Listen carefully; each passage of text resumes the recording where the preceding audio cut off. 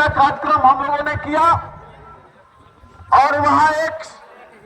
मुआवजा के लिए संघर्ष समिति का गठन किया और उस समिति के नेतृत्व में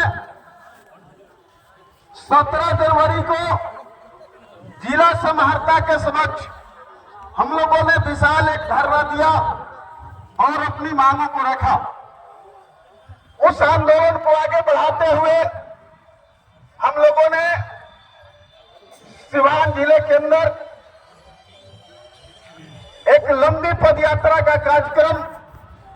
4 फरवरी से शुरू करके 6 फरवरी तक 3 दिवसीय पदयात्रा का आयोजन हम लोगों ने किया और वहां संपूर्ण 3 दिनों के अंदर 28 चट्टी चौराहों पर हम लोगों ने नुक्कड़ सभा किया। हमारी यात्रा जब बढ़ रहा था आगे, तमाम चट्टी चौराहों पर फूल माला डागा से लेकर के वहां के किसानों ने स्वागत किया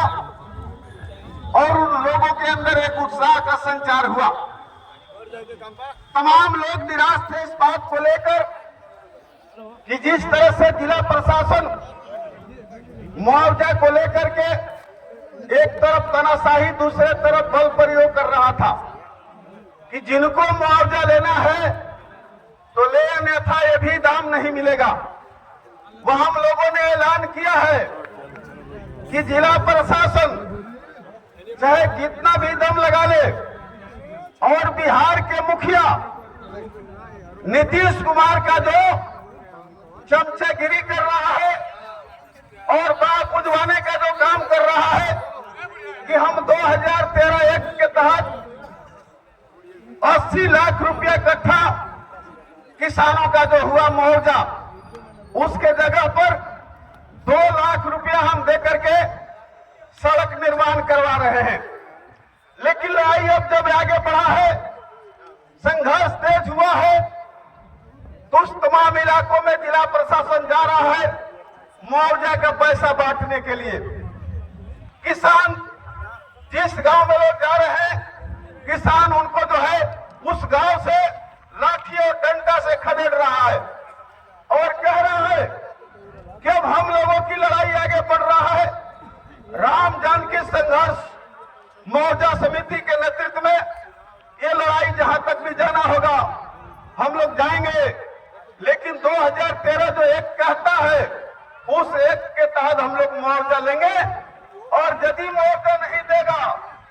ये जिला प्रशासन बिहार सरकार तो हम अपनी जान दे देंगे लेकिन जमीन नहीं देंगे।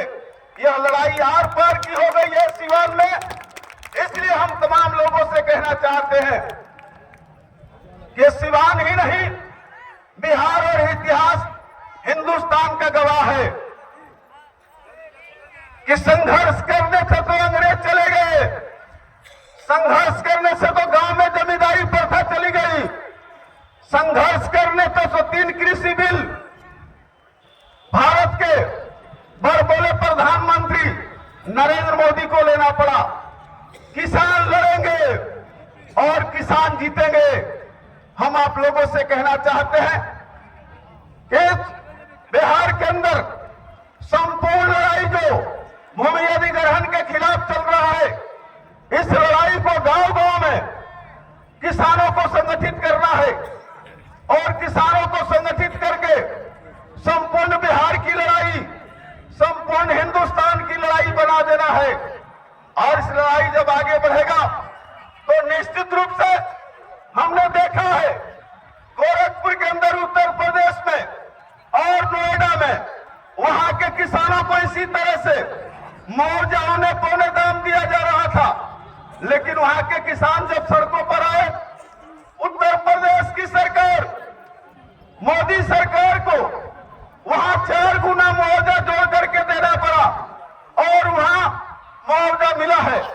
इसलिए हम अपनी बात को एक शेर कहते हुए समाप्त करेंगे, जोर जबर का हाथ बढ़े जो उस हाथ को तोड़ दो और जमीन जनवाद की जंग में संपूर्ण बिहार हिंदुस्तान के किसानों को जोड़ दो। इनकलाब जिंदाबाद अपनी बात प्राप्त करते हैं।